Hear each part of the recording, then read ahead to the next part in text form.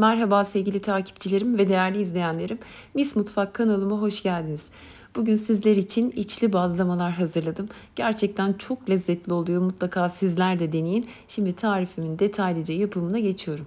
İlk önce hamurumu hazırlayacağım. Bunun için 1 su bardağı su ve 1 su bardağı sütü parmağımı yakmayacak bir sıcaklığa gelene kadar ısıtıyorum. Lütfen çok fazla ısıtmayın. Aksi halde mayanız aktifleşmez.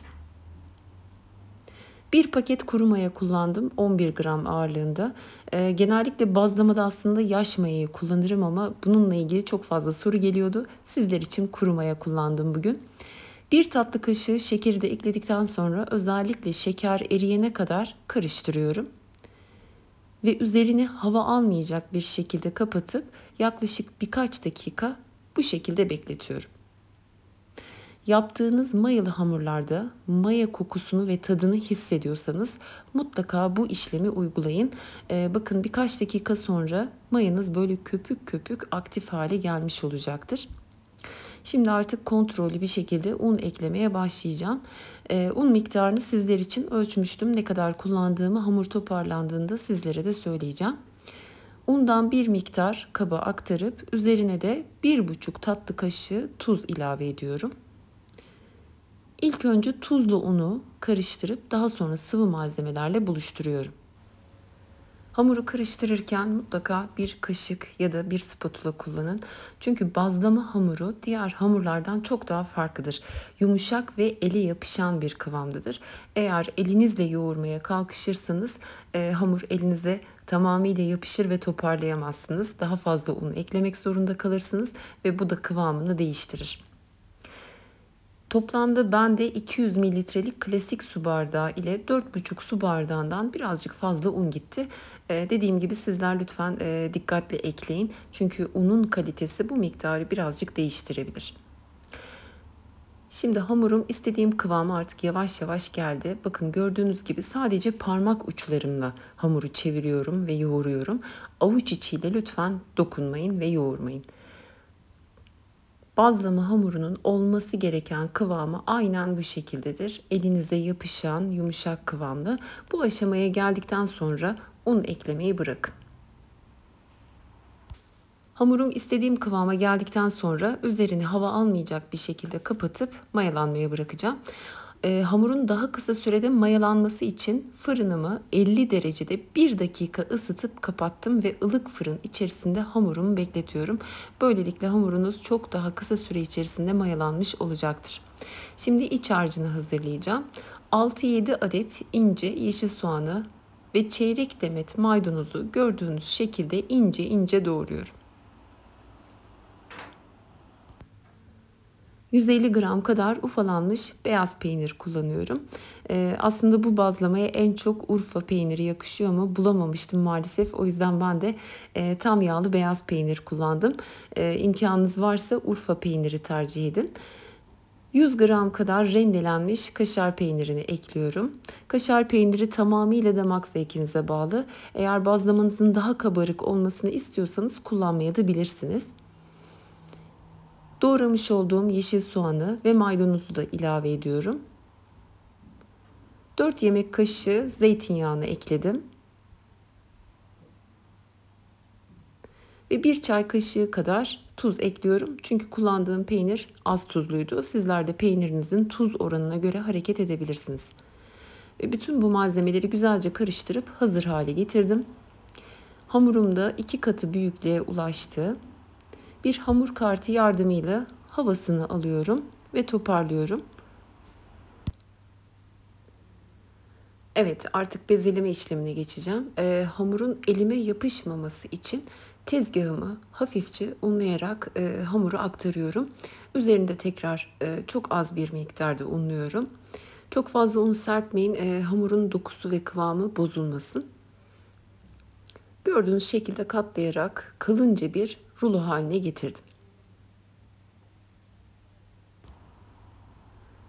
İstediğiniz sayıda ve büyüklükte bazlamalar yapabilirsiniz. Daha büyük bazlamalar yapabileceğiniz gibi pankek görünümünde minik bazlamalar da hazırlayabilirsiniz.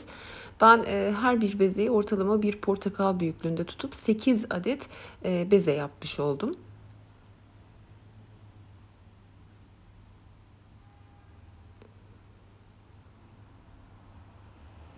Ve bezelerimi gördüğünüz şekilde katlayarak elimle yuvarlıyorum ve hafif un serpilmiş tezgahıma yerleştiriyorum.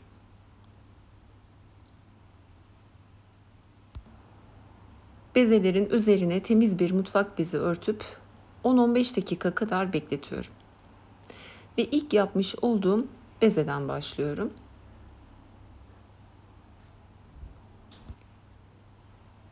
Bezeyi un kullanmadan elimle bir kahve fincanı tabağı büyüklüğünde açtım. Ve tam ortasına hazırlamış olduğum iç harçtan bir yemek kaşığı dolusu yerleştirdim. Hamurun kenarlarını elimle büzüştürerek ortaya doğru toparlıyorum ve sabitliyorum. İlk hamurum hazır. Hazırlamış olduğum içli bazlamayı hafif un serpilmiş tezgahta gördüğünüz şekilde bir oklava yardımıyla ara ara ters çevirerek bir pasta tabağı büyüklüğüne yakın bir şekilde açtım. Sizler bezenizin büyüklüğüne göre açabilirsiniz. Ve ilk bazlamam hazır. Hiç bekletmeden temiz bir sofra bezi üzerine yerleştiriyorum ve üzerini de örtüyorum. Hamurlarınızı ılık bir ortamda bekletin. Bulunduğunuz ortam soğuk olursa yer mayası çok iyi olmaz ve kabarmaz. Aynı işlemleri diğer hazırlamış olduğum bezelere de uyguluyorum. Her zaman ilk yaptığımız bezelerden başlıyoruz. Çünkü diğer bezeleri tamamlayana kadar hamurlar birazcık daha mayalanmış oluyor. İkinci hamurumu da hazırladım. Onu da tekrar sofra bezi üzerine yerleştiriyorum. Ve diğer hamurları da aynı işlemleri uygulayarak tamamlayacağım. Tavamı çok iyi kızdırdım ve ilk açmış olduğum bazlamadan başlıyorum. Lütfen buna dikkat edin. Çünkü ilk açmış olduğunuz bazlama diğerleri hazır olana kadar bir miktar daha mayalanmış oluyor. Üzerinde kabarcıklar ve birazcık hamur yükselmeye başladığı an ters çeviriyorum. Ve bu aşamadan sonra da sık sık ters çevirmeye devam edeceğim. Ocağınızın ateşine lütfen çok dikkat edin. Çok harlı ateş kullanmayın. Çok düşük ısıda da pişirmeyin. Aksi halde içi güzel pişmez ve kabarmaz. Bakın sürekli çeviriyorum. Çevirdikçe bazlama kabarmaya başlıyor. Ve pişen ilk bazlamayı hemen sıcağı sıcağına servis tabağına alıp arkasını önünü güzelce tereyağı ile yağlıyorum ve bir miktar da maydanoz serpiştiriyorum. Ve diğer bazlamalarımı pişirmeye devam ediyorum. Tavam hala çok kızgın, orta ateş kullandım ve tavaya bıraktığım an üzerinde kabarcıklar, baloncuklar oluştuğunda hemen ters çevirerek pişirmeye devam ediyorum.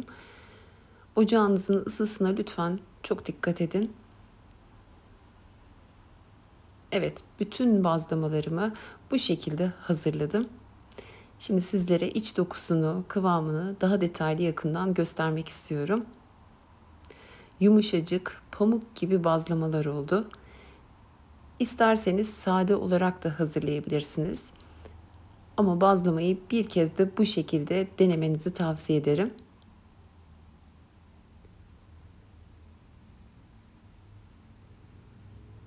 Bakın içinde hiçbir hamurlaşma yok. Gayet güzel ve lezzetli oldu.